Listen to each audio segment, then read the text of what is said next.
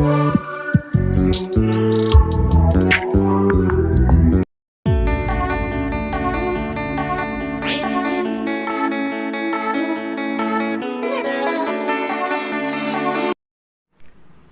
एकलिंगनाथ, नमस्कार, प्रणाम, आदाब, सत श्री अकाल।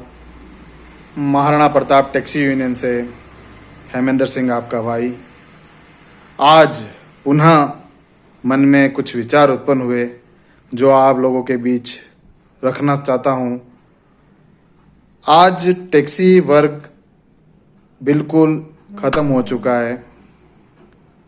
किसी भी प्रकार का कोई व्यापार नहीं है, व्यवसाय नहीं है। हमारी हालत बहुत ही खराब हो चुकी है, आर्थिक स्थिति खराब हो चुकी है। फिर भी सरकार को हमने कई बार अवगत कराया है। हमने वीडियो डाले हैं ट्विटर पे, फेसबुक पे, यूट्यूब पे। फिर भी सरकार ने अभी तक हमारी किसी प्रकार की कोई मांग की सुनवाई नहीं की है। उसका प्रमुख कारण भाइयों यही है कि हमारे टैक्सी वर्ग की एकता नहीं है। एक टैक्सी वर्ग संगठित नहीं है, सब अलग अलग अपने अपने भांति चलते हैं। इस वजह से सरकार को अच्छी तरह से पता है ये वर्ग किसी प्रकार का कोई बड़ा आंदोलन नहीं कर सकता है और इस वर्ग के आंदोलन से गवर्नमेंट को कोई फर्क पड़ने वाला नहीं है। इसलिए गवर्नमेंट टैक्सी वर्ग की तरफ कोई ध्यान नहीं देती है। लेकिन भाइयों, अब वक्त आ गया है सरकार को मुंह तोड़ जवाब देने का, सरकार को अपनी बातें मनवाने का कि हम टैक्सी वर्ग भी जो कार्य कर सकते हैं वो आपने कभी सोचा नहीं होगा। मैं भाइयों इसीलिए कहता हूं कि संगठित हों और सरकार के ऐसे जवाब देवें कि सरकार को ज्ञात हो जाए कहाँ इस वर्ग के व्यक्ति भी जागरूक हैं और इनकी भी जो भी भावना है वो सुननी चाहिए। अब मैं आपको विडंबना बताता हूं। हम गाड़ी खरीदते हैं तब टैक्स देते हैं, हम गाड़ी के कागजात तैयार कराते हैं तब टैक्स देते हैं, हम रोड पर गाड़ी चलाते हैं तब टैक्स देते हैं, हम डीजल भरवाते हैं तब टैक्स देते हैं, हम गाड़ी के मेंटेनेंस में किसी पार्ट्स की आवश्यकता हो जाती है तब टैक्स देते हैं, हम इंश्योरेंस का भुगतान बड़ी बड़ी राशियों में करते हैं। लेकिन फिर भी सरकार को कोई फर्क नहीं पड़ रहा है हमारी तरफ देखने का। इंश्योरेंस में थर्ड पार्टी इंश्योरेंस सीधा सरकार के हंसते जाता है, जिसमें बड़ी राशि सरकार के हाथ में जाती है। लेकिन सरकार को अभी तक ये नहीं हो रहा है कि टैक्सी वर्ग जो इतनी बड़ी बड़ी राशि में टैक्स दे रहा है, इंश्योरेंस का थर्ड पार्टी दे रहा है और वो आज वर्ग इतना परेशान है तो उसे कुछ लाभ दिया जाए। लेकिन सरकार बिल्कुल आंख मूंद के बैठी हुई है भाइयों और अपने को किसी प्रकार का कोई सहयोग नहीं दे रही है। क्यों? क्योंकि अपन संगठित नहीं है। इसीलिए सभी भाइयों से हाथ जोड़कर विनम्र निवेदन रहेगा कि सभी संगठित हो जाएं। अपनी लड़ाई अपने को खुद को लड़नी पड़ेगी, तभी सरकार को हम जगा पाएंगे। साथ ही मेरे मन में एक विचार आया, हालांकि थोड़ा सा कठिन विचार है कि स्थिति अभी नाजुक है, सबकी खराब है।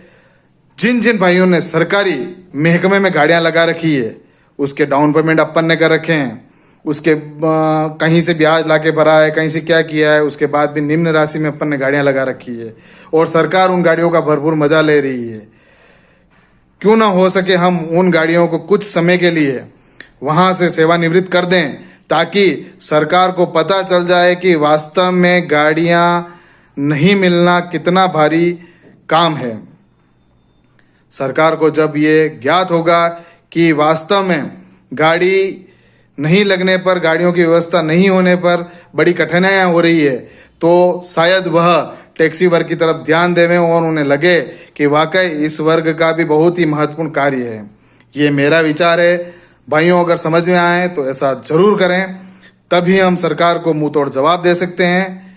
साथ ही भाइयों, हम इतना टैक्स भरने के बाद भी सरकार से कोई लाभ नहीं उठा सक रहे हैं। इसका कारण यही है कि हम संगठित नहीं है। भाइयों संगठित हो जाओ, एक साथ लड़ो, ताकि हम सरकार को अपनी बातें मनवा सके और सरकार को अपनी बात जोर से माननी पड़े। साथ ही भाइयों, मैं आप लोगों को यह भी कहना चाहूंगा, अन्य राज्यों में कई लाभान्वित पैकेज दिए जा रहे हैं, लेकिन मात्र राजस्थान के अंदर किसी भी प्रकार का कोई लाभ पैकेज नहीं दिया जा रहा है। तो मैं राज्य सरकार से हाथ जोड़कर विनती करूंगा कि अन्य राज्य जिस प्रकार जो आर्थिक स्थिति से परेशान है उनको लाभान्वित कर रहे हैं, तो हमारे माननीय अशोक गहलोत साहब, आप भी राजस्थान की जनता की तरफ देखें और उनको लाभान्वित करें। भाइयों, मैं केंद्र सरकार, राज्य सरकार से आग्रह भी करूंगा कि वह टैक्सी वर्ग की तरफ ध्यान देवें, उनकी पीड़ा को समझें। ये वर्ग कोई छोटा वर्ग नहीं है, आप इस वर्ग को बहुत ही मामूली समझ रहे हैं, लेकिन आप अगर इसका पूरा अवलोकन कराएंगे तो ये वर्ग 60% माना जाता है। तो भाइयों, आज हमें उसी 60% का जोश सरकार के सामने रखना है, ताकि हमारे इस वर्ग को जो भी दुविधाएं हो रही है वो सरकार द्वारा पूरी की जाए और सरकार द्वारा लाभान्वित किया जाए। क्यों? हम खंड विखंड हैं, इसलिए सरकार हमारी बातें ध्यान नहीं दे रही है। हमें एकत्रित होना चाहिए और सरकार को मुंह तोड़ जवाब देना चाहिए, ताकि हमारी जो बातें हैं वो सरकार तक पहुंचे और सरकार हमारी बातें मानने के लिए तैयार हो। धन्यवाद भाइयों। थोड़े से विचार करें, एकत्रित हों, और समूह और संगठन में बहुत शक्ति होती है भाइयों। वर्तमान स्थिति में कोविड चल रहा है, घर पर रहें, सुरक्षित रहें, बाल बच्चों का, माता पिता का ध्यान रखें, और समय जब उचित हो जाए तब हमें एक आंदोलन करने के लिए तैयार रहना है, क्योंकि सरकार जब तक हमारी बातें नहीं सुनेगी, जब तक टैक्सी वर्ग को एकत्रित होकर आंदोलन करते रहना है। धन्यवाद भाइयों।